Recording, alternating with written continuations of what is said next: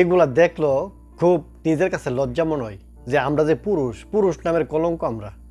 কারণ হইলো একটা পুরুষ লোক কখনো একটা মেয়ের দিকে খারাপ চোখে তাকানোর কথা না, কারণ প্রত্যেকটা পুরুষের কিন্তু মা বোন আছে। এই যে একটা মহিলারা 2 দিন আগে যে পেটের থেকে প্রেগনেন্ট মহিলাটারে দর্শন করছে, করার পরে পেটের থেকে ফাড়া দিয়ে বাচ্চাটা বাইর করে বাচ্চাটার পর্যন্ত মাইরা ফেলাইছে। কত বড় নিকৃষ্ট জানোয়ার অমানুষের বাচ্চা হইলে আমরা এই কাজ করতে পারি? পাপে বইরা গেছে বাংলাদেশটা। মানে যেই কাজগুলা করে নিকৃষ্ট, মানে জাহিলাতের যুগও ফেল বর্তমান এই বাংলাদেশের পরিস্থিতি।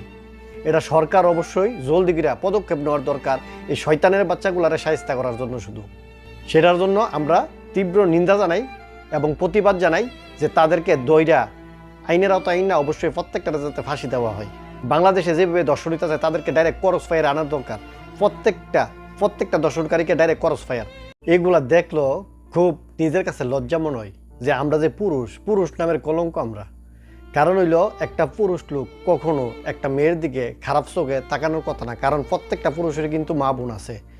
এই যে একটা মহিলারা 2 দিন আগে যে পেটের থেকে প্রেগনেন্ট মহিলাটারে দর্শন করছে, করার পরে পেটের থেকে ফাড়া দিয়ে বাচ্চাটা বাইর করে বাচ্চাটার পর্যন্ত মাইরা ফেলাইছে। কত বড় নিকৃষ্ট জানোয়ার অমানুষের বাচ্চা হইলে আমরা এই কাজ করতে পারি? পাপে বইরা গেছে বাংলাদেশটা। মানে যেই কাজগুলা করে নিকৃষ্ট, মানে জাহিলাতের যুগও ফেল বর্তমান এই বাংলাদেশের পরিস্থিতি। এটা সরকার অবশ্যই জলদি করে পদক্ষেপ নেওয়ার দরকার এই শয়তানের বাচ্চাগুলারে শায়েস্তা করার জন্য। শুধু সেটার জন্য আমরা তীব্র নিন্দা জানাই এবং প্রতিবাদ জানাই যে তাদেরকে দইরা আইনের আওতায় আইন না, অবশ্যই প্রত্যেকটা যাতে ফাঁসি দেওয়া হয়। বাংলাদেশে যেভাবে দর্শনিতা যায় তাদেরকে ডাইরেক্ট করস ফায়ার আনার দরকার। প্রত্যেকটা দর্শনকারীকে ডাইরেক্ট করস ফায়ার।